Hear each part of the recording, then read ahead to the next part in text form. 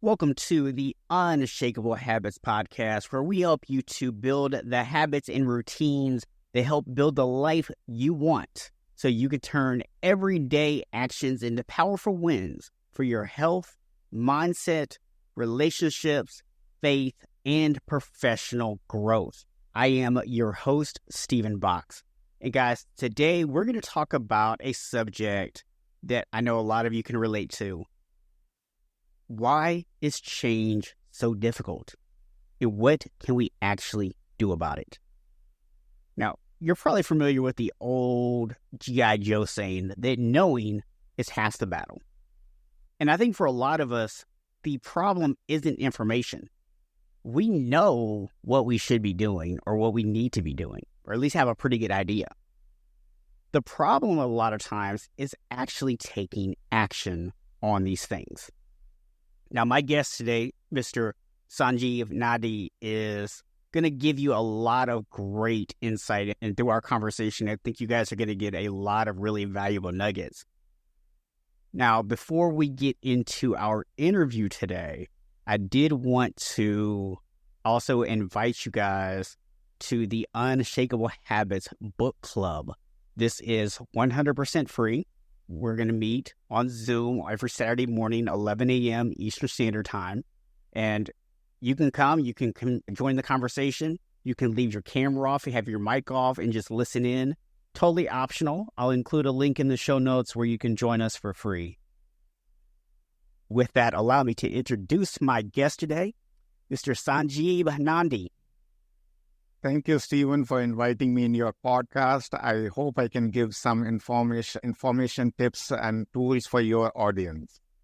Oh, I know you can, because we've already had the pre-interview. We've talked about it. I know you got some value to bring today. Looking forward to hearing it. Thank you very much. Just a brief introduction about myself. My name is Sanjib Nandi. I was born and brought up in India. I lived there for 26 years. And in 2002, I moved to London, and I lived and worked there for 5 years. And in 2008, I came to United States, and I have been living here for the past 14 years. I wrote my first book in 2021, The Man with Zero Talent, and it's about self-help and self-improvement. And in 2022, I launched my first app, which is called Lovo. It's a free app, again, for health and wellness. And from 2013 to 2017, I was struggling in my life. I was not sure what to do in my life and how to improve myself. Each passing day, I was sinking deeper and deeper. And after struggling for 3 or 4 years, I knew that I have to do something. That led me to this journey of self-transformation. So I started my self-transformation journey in 2017, and it took me 2 or 3 years to figure it out, how we can come out from negativity to positivity. And once you come out of this positivity, how to become a better version of yourself. And the whole point of me writing this book is to give a clear-cut roadmap to anybody who wants to improve their life. Okay. So if we can back up for just a second there. So you gave us 2 things that I want to touch on. So number one is the book is The Man with Zero Talent. Very interesting title, right? So is that because you see yourself as someone who didn't have any talent, or is it more just a matter of that focus of saying you don't need to have talent to be able to change yourself? So the title of the book is The Man with Zero Talent. And again, it's a very interesting title, according to me. And what I believe is no human beings is born talented. Mm-hmm. When we are born, we don't know how to fend ourselves. We acquire these talents over a period of time. Mm-hmm. And any human being can become better, and they can reach their full potential in any field they want it to be. So that is the whole purpose I wanted to title my book as The Man with Zero Talent, because there is immense potential in every human being. The only thing is you have to tap inside yourself, find that talent. And as you said, consistency is the key. And once you are consistent in a period of time, you will be definitely successful. Yeah. And the second thing that you talked about was, you just glanced over it, but you said there was a period of time where you really struggled and you were stuck in negativity. Can you take us there a little bit? What was going on in your life at that time? For 3 or 4 years, I was dealing with circumstances which is beyond my control. I was in a period of negativity. I'm thinking the same thoughts over and over again. Stephen, as you know, that we go through 35,000 to 70,000 thoughts per day. And 90% of these thoughts are the same as the day before. And most of these thoughts are negative. And when you are in a negative state of mind, you keep repeating the same thought, and it becomes harder for you to come out of negativity and become something better. So the same thing was happening with me. I was not able to overcome a negative thought. So I was in that situation for 3 or 4 years, which is a very long period. And once you stay for that long period about something, it becomes very hard for yourself to pull out of that negativity. Yeah. And I was in that state. I was at the rock bottom. I knew that I have to do something now. Otherwise, the ship is going to sink. Yeah. So from that point, I started working on myself. I started implementing meditation in my routine. And after 6 to 8 weeks, I was able to see some kind of improvement, which led me to do other things like exercise, cold showers, healthy eating, and eventually the trajectory of my life changed. Yeah. Just going back here for a second and touching on something you said, because I want to point this out to people. You talked about how many thoughts we have in a day. And it made me think about a conversation I had last week, because I actually lead a small group Bible study through my church. And one of I forget how the topic even came up, but we were reading this book, The Ruthless Elimination of Hurry is the name of the book. And we were talking about this, and one of the ladies in the group said, it's hard for us women because we have so many thoughts running through our head, we can't turn our brain off. That's a real struggle, and it causes all the stress. She said, you guys are lucky I don't have that problem.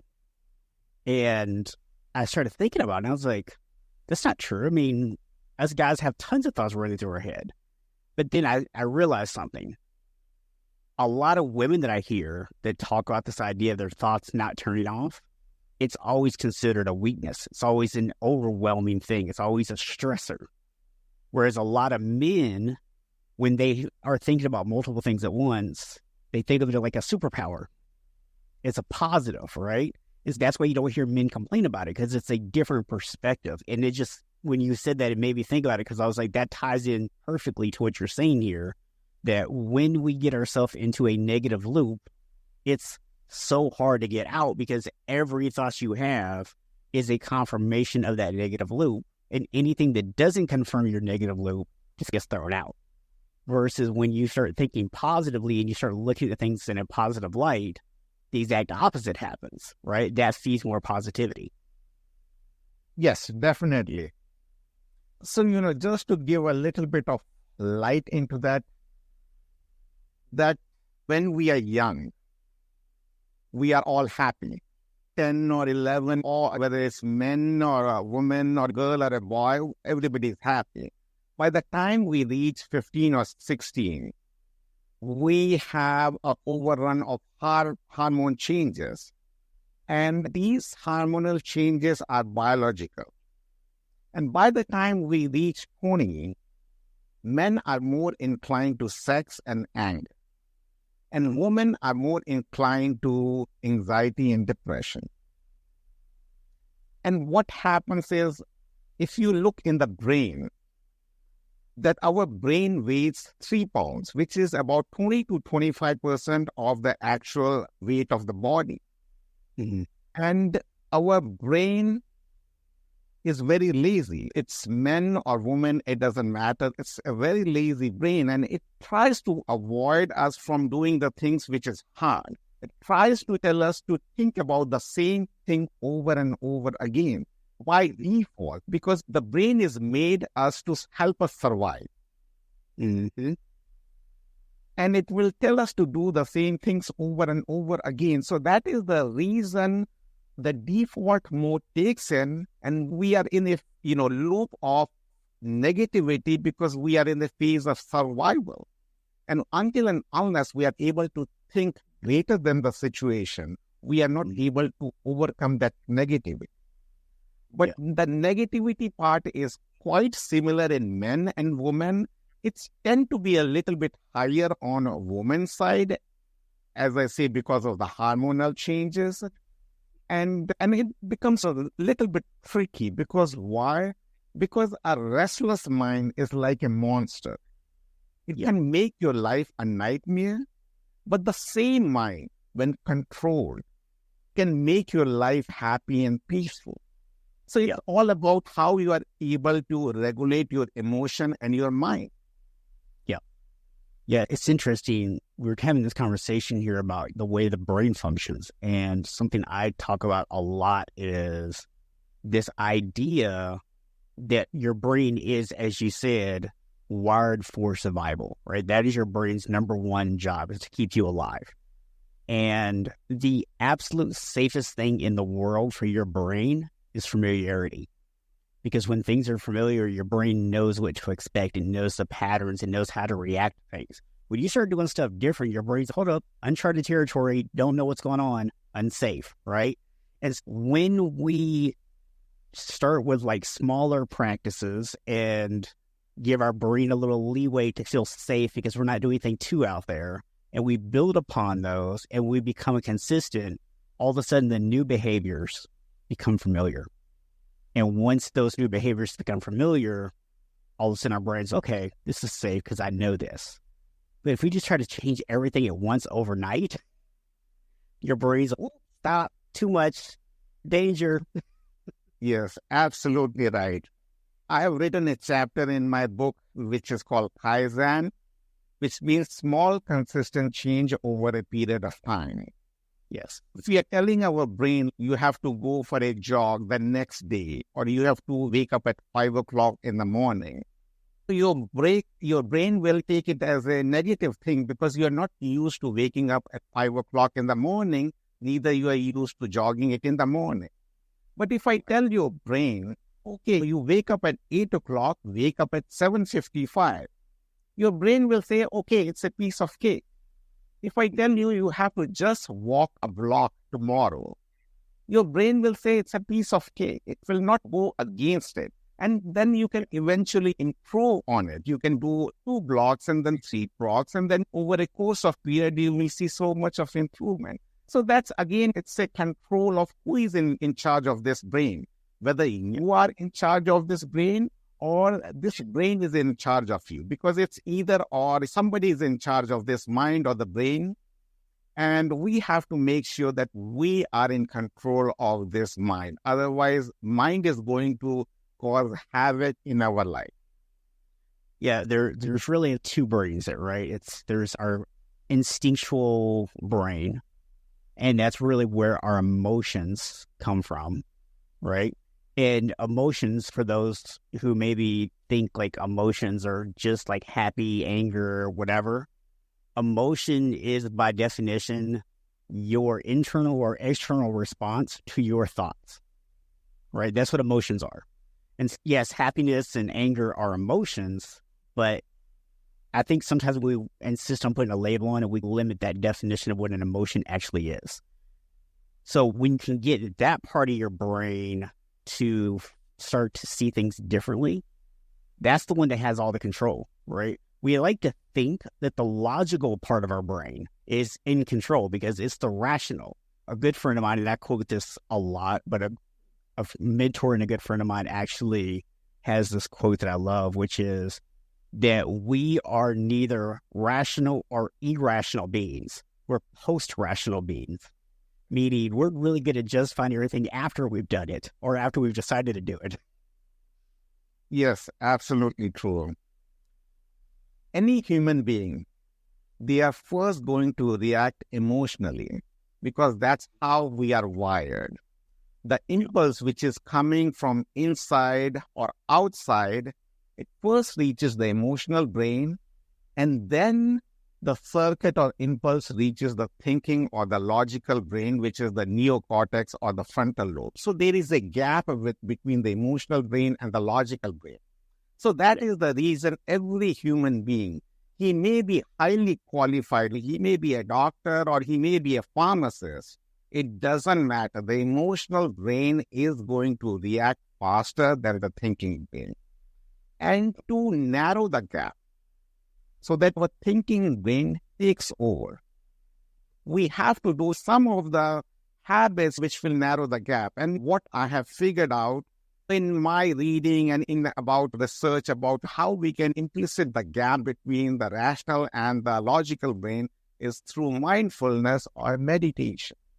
Mm-hmm. Because again, these emotional brain, if you are able to control your emotion for 10 or 15 seconds, the response will go to the logical brain. And once the logical brain is acting, you know what is right and what is not right. Yeah. Giving you an example, before I started mindfulness or meditation, I was very impulsive, any human being. Mm-hmm. But once I started the meditation, after 1 or 2 years, I'm able to watch my own emotion. I know I'm getting angry, and I know why I'm getting angry. And I know this emotion will pass after 5 or 10 minutes, and I will be in my normal self. Yeah. Yeah. Yeah, we have to figure out, like, how do we get that emotional reactive brain to react the way we want it to in that moment, right? That's the key.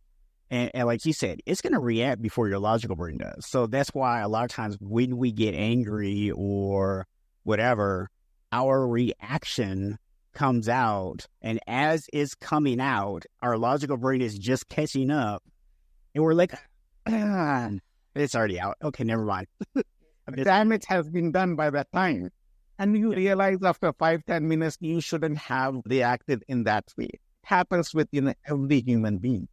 Yeah. So let's talk a little bit about how do we start getting our brain rewired to be able to catch ourselves before we say something that we shouldn't say or do something we shouldn't do or react in a way we shouldn't react. So as I say, that meditation is one of the tools to do it. And just to explain a little bit of meditation, that meditation is a form of deep mindful concentration on an object, place, thing, or just on your breath. So it's a form of exercise tailored specifically for your brain. It has nothing to do with any kind of religion, because we all need concentration to live a fruitful life, to accomplish our goals. You can be a scientist, you can be a professor, teacher, dentist, any profession. We have to focus and concentrate to accomplish our task. Mm-hmm. And that is the role of meditation. What we are trying to do in mindfulness or meditation to have a single thought. Yeah.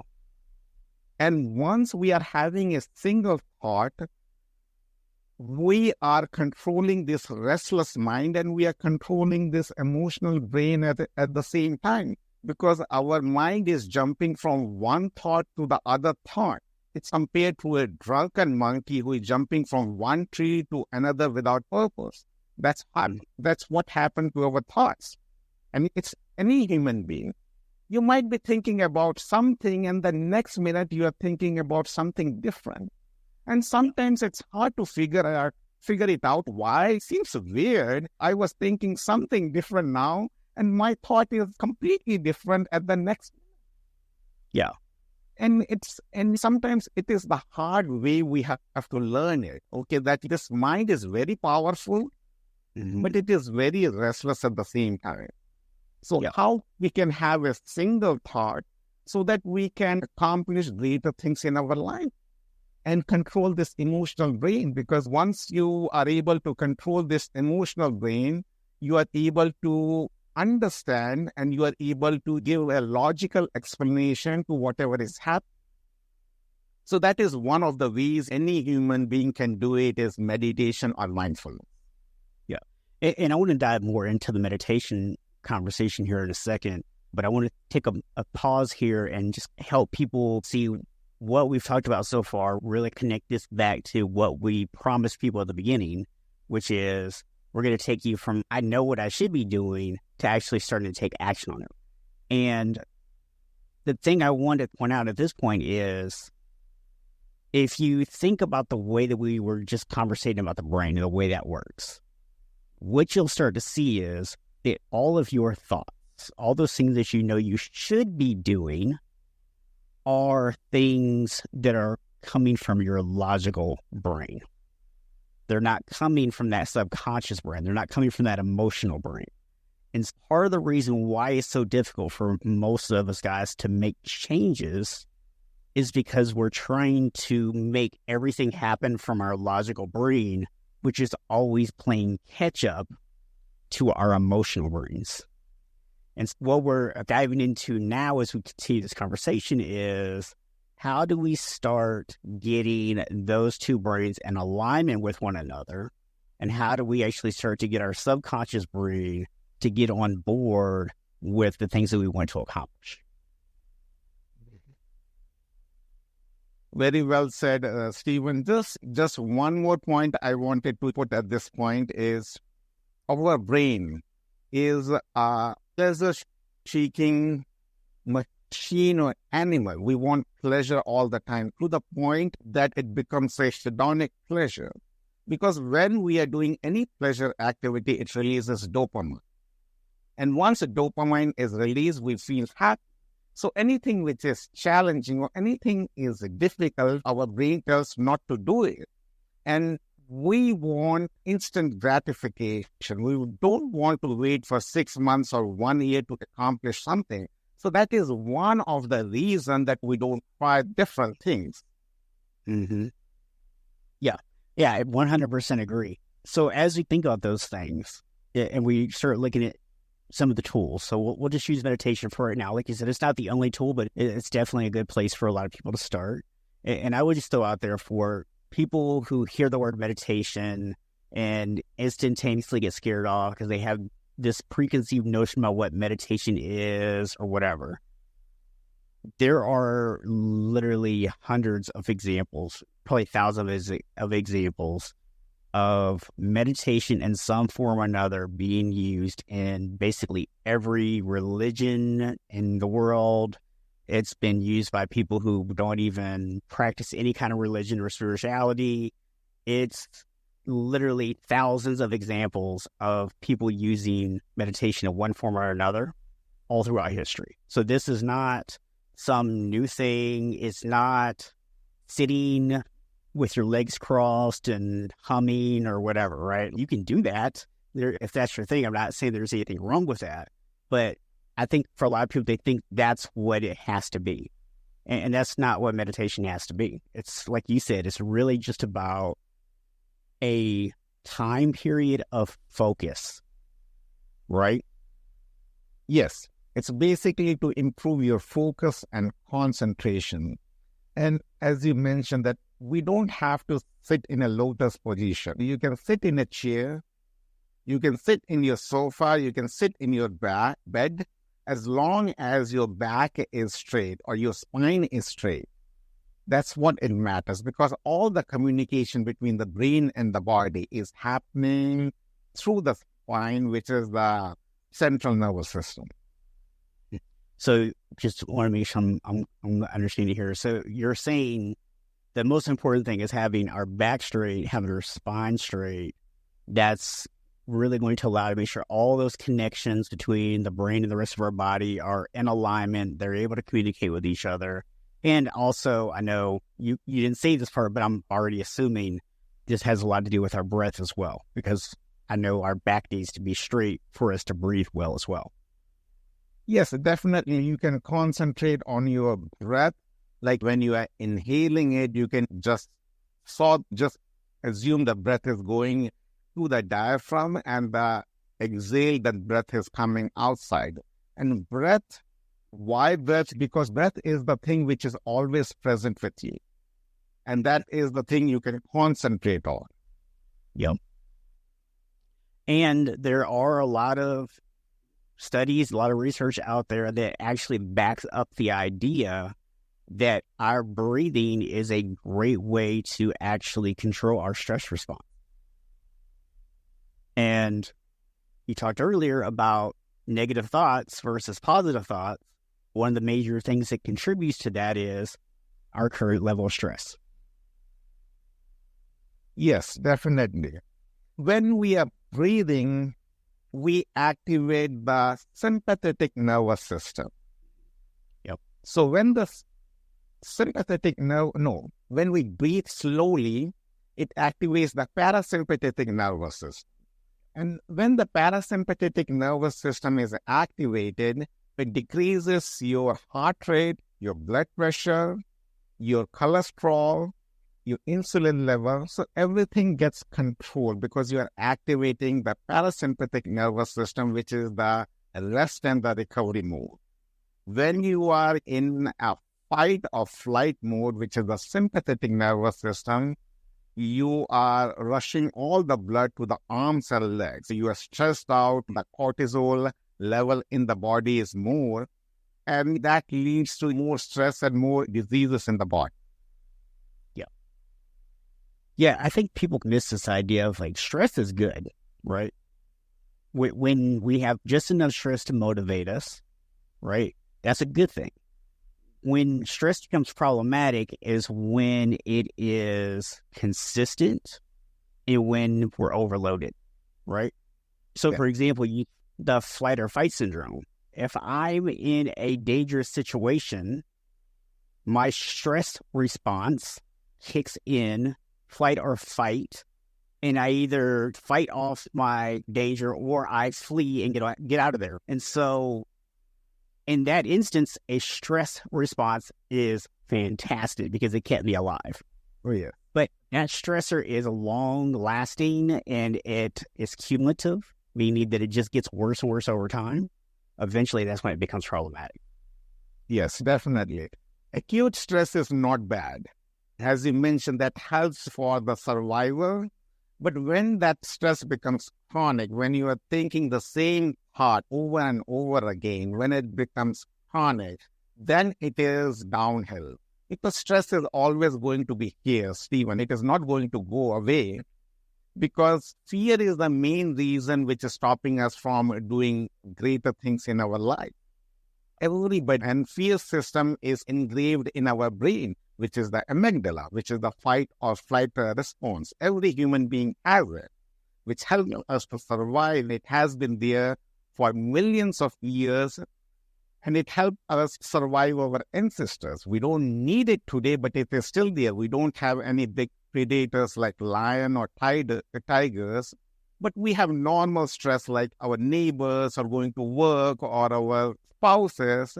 Those are the things which is giving us stress. But when it becomes chronic, you are thinking over and over again, then it becomes a problem. Yeah. And by the way, just to tie this back to what we said earlier, the emotional brain doesn't think about things. It doesn't take the time to figure stuff out. To it, the difference between something going on with your neighbor and a tiger chasing you, there is no difference. It's the exact same thing, right? It's not until later on when our logical brain gets to finally kick in that we go, oh, that's not that big of a deal. It's just my neighbor, right? So it's, from a emotional reaction standpoint, your body is going to react the exact same way to you getting, into it with your neighbor, getting cut off in traffic, or getting to argue with your wife as it would if you're being chased by a tiger. Yes. Same thing, because it will release the stress hormone in the body. There is a direct connection through the neocortex, or the frontal lobe, and through the adrenal gland, which is the adrenal medulla, which is just located above the kidneys. And so in simple terms, the brain tells the body to release stress hormone in stressful situation. And once this stressful hormones is released, it decreases immunity in the body. Once the immunity decreases, you have to deal with different diseases in the body. Yeah. So again, this mind and body is not separate entities. This is all interwoven in mind-body relationship. Yeah. Yeah, something that was very interesting for me, being a health coach and having to study the body, is I always observed this idea of, it's interesting that we have a left and right hemisphere in our brains. We have a emotional part of our brain. We have a logical part of our brain. We also have, basically we have a brain in our stomachs, and then we have our brain in our heads. We have these two different nervous systems. It's interesting when you start to look at all the parts in our body that actually are two different things, and they're opposite of each other. And when people start to go, why is this so hard to change? Why is it so hard to just do these things? Your body is literally fighting against itself in you pretty much all the time. Yes, Steve, you have a very greater knowledge and understanding of the mind and body, because understanding these things is important. Once you have the knowledge and your audience have the knowledge, it's easier to change.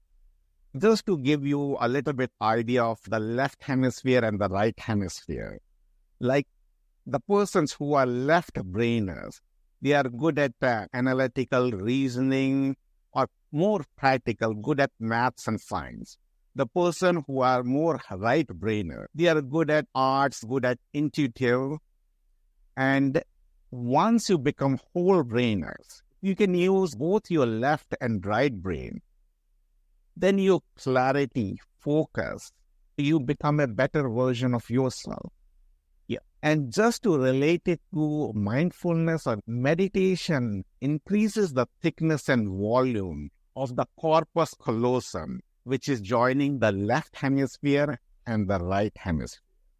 So once that thickness joins, once you are able to use both sides of the brain, you become definitely much more better than what you used to be before. And just touching the point about our gut health, which is again very important.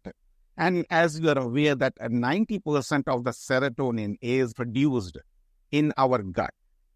Yeah. We have to make sure that we are eating healthy at the same time, because life is not about taking care of one individual thing. It's having a holistic approach. You have to see your body, mind, and your habits as one thing, and what you can do to improve yourself. Yeah. Yeah, I think a couple things that you just hit on there when we start looking at this idea of meditation and mindfulness is, number one, it is a reset, right? Because by activating that parasympathetic system, it's literally called the rest and digest system. It's literally what it's called.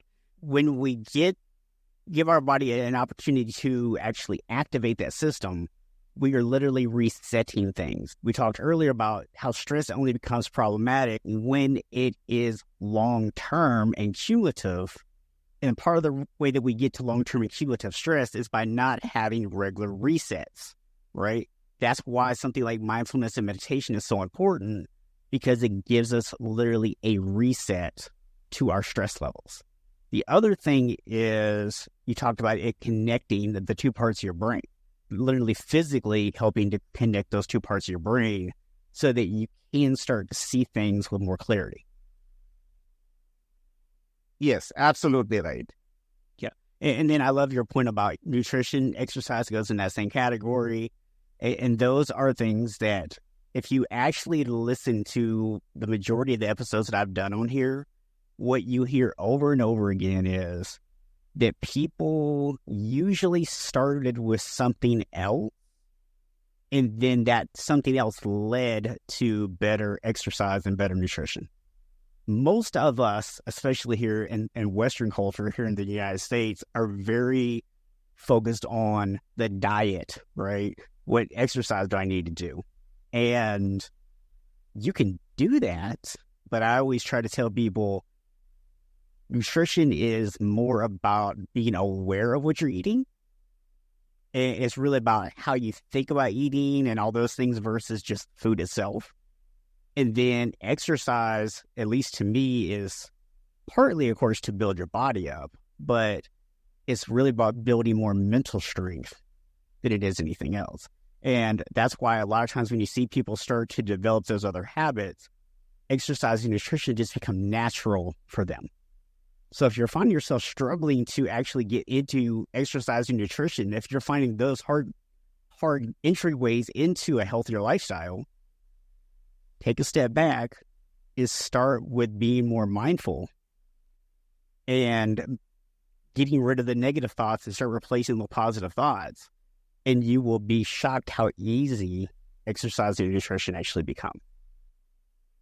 Yes, you are to the point. And as you mentioned, that when I started my self-transformation journey, like exercise was not in the agenda. So it becomes part of my lifestyle slowly and eventually. Because once I saw the benefit of exercise, as you know, that it releases happy hormones like endorphins, dopamine, serotonin in our brain. And as you mentioned, that if exercise is for the body, it's about mental strength. When you are doing exercise, it is giving you the mental fitness, because our mind is not a muscle, but it works or acts like a muscle. The more stronger your body is, the more stronger your mind is going to become. And you are able to handle different kind of stress in your day-to-day activity, because that's how you are able to deal with the stress. Otherwise, these stressors will be always there for everyone. So we have to, what are the things which can reduce the stress? And exercise is the best form of medicine, which has been found in research that if you have anxiety, stress, depression, that's the best thing to do is do exercise. Even if we are walking it, the research has shown that it decreases the cardiovascular disease by 32%. Yeah, it's amazing all the benefits of it, right? But I think there's so many people, they struggle with it because we live in a day and age where everything is right now, right? We feel like constantly we're being bombarded with something else to have to do, an email from somebody that needs an urgent response, a phone call that has to be taken right now, right? There's always something coming up that is keeping us from doing what we want to do. And I find for so many of the people that I've worked with over the years that it's not until they can let go of some of those expectations that they can truly start to get this. Yes, definitely. No, we have to do it for ourselves. When I see my life, I'm not comparing myself with anybody else. Right. I see myself as, okay, if I'm able to improve from what I was yesterday, then I'm doing better. And that should be the criteria. What happens is we start comparing our life with somebody else's life. Oh, see, he's doing so much, and I should do these things at the same times. And that makes somebody unhealthy and unhappy at the same time. Because the ultimate goal is we want it to be happy at the same time. Yeah. So one thing we haven't really touched on yet, and then really want to get into some of the specifics of how do we get into meditation here. But one thing that I love about this idea of taking some time out for some mindfulness meditation is it gives us an opportunity to start to really connect with what's actually important. And that's the point I was getting at earlier with talking about making time for things and feeling like we have all these other things pressing for our time. When we constantly allow ourselves to be bombarded by other people, we do not get a chance to actually know what's important to us. And so these moments of silence and solitude are very helpful in really hearing that inner voice and really understanding what is it that my body is telling me that it needs. Because our bodies are always communicating with us. Yes. as you're touching the point of meditation, how somebody can connect it to your own mind and body. And the best thing which I have figured it out is when you do mindfulness or meditation, when you wake, that is the best time. Why? Again, I will give you a little bit of scientific explanation because I like to talk about brain and science. And when we are sleeping, we are in delta waves. When we wake up, we are in theta waves. And 10 minutes or 15 minutes after waking, we will go to alpha waves. And then as we are speaking with each other, we are at beta waves. So when you wake up, 10 minutes, if you are able to meditate, you are able to reach your subconscious mind. And you can be as calm as possible and you can direct your day the way you wanted to do it because it will stay with you. Once you know how you want your day to be, because that is the best time to change your day and your life at the same time. And the same thing is when you are sleeping. Before you go to bed, if you do 10 minutes or 15 minutes of mindfulness, again, there is a window of in your subconscious mind. Because again, you are going from alpha to theta to delta waves. And if you wanted to reprogram your brain for serenity or equanimity, that is the point. And that is helpful for so many of people because when we are actively thinking all the time, it becomes harder for us to go from beta waves to the alpha waves and delta waves. And we are not able to sleep because we are not able to stop our internal chat. Once you are able prefrontal lobe, it becomes so much easier to go to alpha and theta waves, and it will make your life so much happy and fruitful. Yeah. So for people who maybe don't know all the different wavelengths and what that means, so help us understand a little bit about that. Like when you talk about the importance of being within a certain wavelength when we do these mindfulness sessions. So basically, when we are doing this mindfulness session, we, in any period from morning to evening, we are in beta waves. It means we are actively working, we are thinking, we are doing the things which is necessary. And we have to learn to toggle between alpha waves to theta waves so that we can switch our brain whichever way we wanted to do it, because we cannot always think all the time. We want that calmness and serenity in our life at the same time. Once that it's easier to do it when you sit quiet, that you are able to change your brain waves from beta waves to alpha waves, and alpha waves to theta waves, and theta waves to delta. So what does it mean when we change to alpha waves? What's happening? Alpha waves, when you are changing to that wavelength, you are making yourself more calm. It means you have much less information in your prefrontal lobe. The blood flow in the prefrontal lobes gets less, so you can quieten your mind. So that's what it is happening, because we cannot think all that. Right. And then what about outside and delta waves? What are those about? Is a resting phase where you are not asleep, but you are in a sleep mode. And that is the phase which is easier to program your subconscious mind, because you are right now toggling between deep sleep and near sleep. And that is the phase if you wanted to implement something, that you wanted to become better at something. You want to implement affirmation or visualization. That is the period you can use that period to make yourself better. Yeah. So for somebody wanting to get started with this, and they're like, you know what, I'll give this a try and see if it works for me. What is like the first day one step that you would recommend for somebody, other than downloading the app, which we're going to get to here in a second? Yes. The first thing anybody can do is go to a quiet place. It can be your room. You can just pick a quiet place. You can sit in your chair, sofa. You can lie down, whatever you feel comfortable. You need a position which is comfortable. Mm-hmm. And you can pick an object, you can pick a thing, or you can have an image you want to concentrate, or you can just concentrate on your breath. And just try to concentrate what is happening right now at that time. And your mind is going to wander in 10 or 15 seconds, which is fine. Just bring your thought back to your original thought, whatever you are thinking. If you are imagining a beach, just have an image of that beach. Your thought is going to go to different places. Just bring your thought to that original places. That's what you have to do it. And eventually you will get better and better. Okay.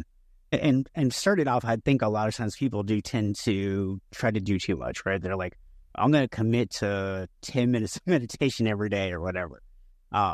And just confirm for me if this is accurate or not. But I feel with something like this, it's not necessarily about getting the benefit day one, right? It's about starting to build the skills. And that means if you only can do 30 seconds even, it's just that's 30 seconds of practice time that you're getting. And over time, you just get longer and longer and you get better and better. Yes, as Dalai Lama said, start with 30 seconds every day. And once you're doing 30 seconds, you will gradually increase it and you can become better. And once you see the benefits, and that is the hardest part why people don't indulge in meditation or mindfulness, because you cannot measure it. It's not tangible.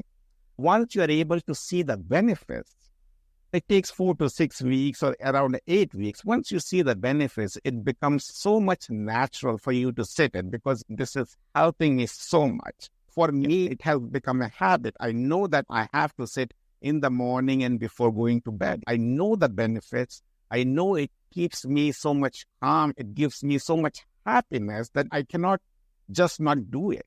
It has become so much internalized now. Yeah, I think that's really good advice. Just that matter of looking at it more from a long term. And don't feel like you have to do a lot. Just start where you are and allow it to just naturally become a part of your day.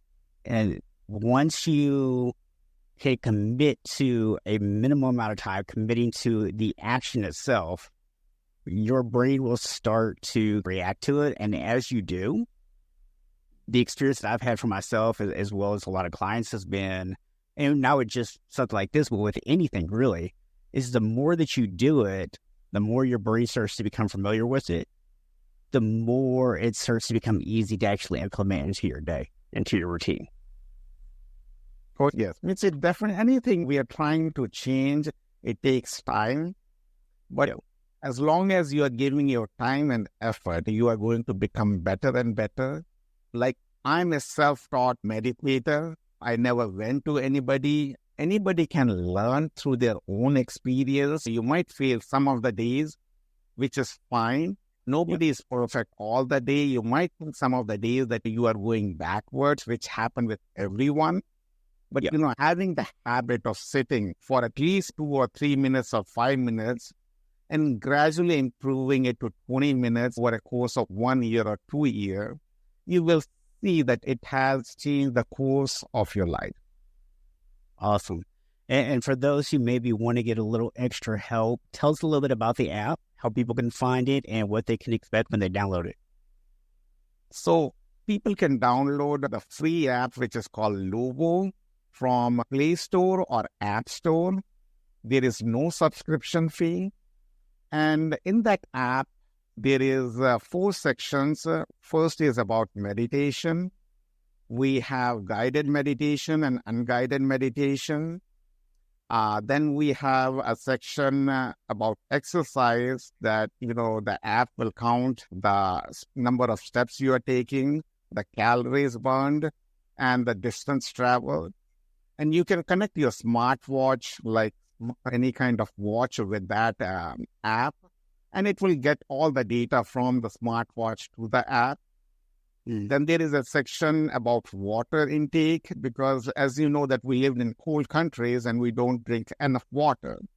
And if we don't drink enough water, it can lead to anxiety or depression. So that app is going to remind you, okay, drink enough water every 2 or 3 hours. And the last section is about sleep analysis. Like it will give you an analysis of your sleep, light sleep, deep sleep, REM sleep. And you can connect your smartwatch again, and you can get all the information from your smartwatch. There are good things at the same time, and you can download my free book from the app. There is a link provided. If anybody wants to read my book, The Man with Zero Talent, it's again available there for free. Okay, awesome. And I will include in the show notes links to the app on both the store as well as the Google Play. And also, if you have an Amazon link or anything to the book, I'll include that in the show notes as well. Yeah, all the links has been provided to you, so you can share all the links and they can get the free version, which might be more useful to the audience. Yeah, okay. Yeah, we'll definitely leave that up to them, how they want to go about getting it, because people prefer different things in different formats. So we'll let them make their own decision on that one. But Sanjib, I wanted to say just thank you for coming today. Really appreciate it. Loved our conversation. We got to really talk a lot about just habits in general and change, and give people some really useful and helpful tools for starting to create that change in their life using mindfulness and meditation. Thank you. Thank you very much, Steve, for inviting me in your show. I think your audience will get some of the useful tips from you as well as me. You are very knowledgeable, and I appreciate that I have a conversation with you. I appreciate that. Do you have any final thoughts that you would like to leave the audience with today? The final piece of advice that I want to give to your audience is improve your self-talk. Why? Because we all talk very negative with us. When we are saying to ourselves, I'm not good at something, we are telling our conscious as well as subconscious mind that we don't need any help in this matter. And I have seen so many people saying that I'm not good at maths, or I'm not good at science, or I have anxiety. So rather than saying this, say to yourself, you are getting better, you are a genius, you love yourself. Use affirmation, visualization, or mantra to improve your self-talk, which will change your belief. And once you change your belief, you can become a better version of yourself. Love it, man. That's great advice. Definitely something I think will make a huge difference for a lot of people, is just changing that self-talk. And that's part of your mindfulness and meditation, right? When you're doing that and you start to hear that negative self-talk kick in, when you start to have those negative thoughts, that's a great opportunity to start just becoming aware of them and start to think about how can you reframe them into a positive. So I love it. Great advice. And I just want to remind everyone that none of us are born unshakable, but we can all become unshakable. See y'all next time. Thank you for listening to the Unshakable Habits Podcast with Coach Stephen Box. Be sure to hit the subscribe button and help us spread the word by sharing the podcast with other men. If you're ready to create unshakable habits, you can learn more and connect with us at unshakablehabits.com.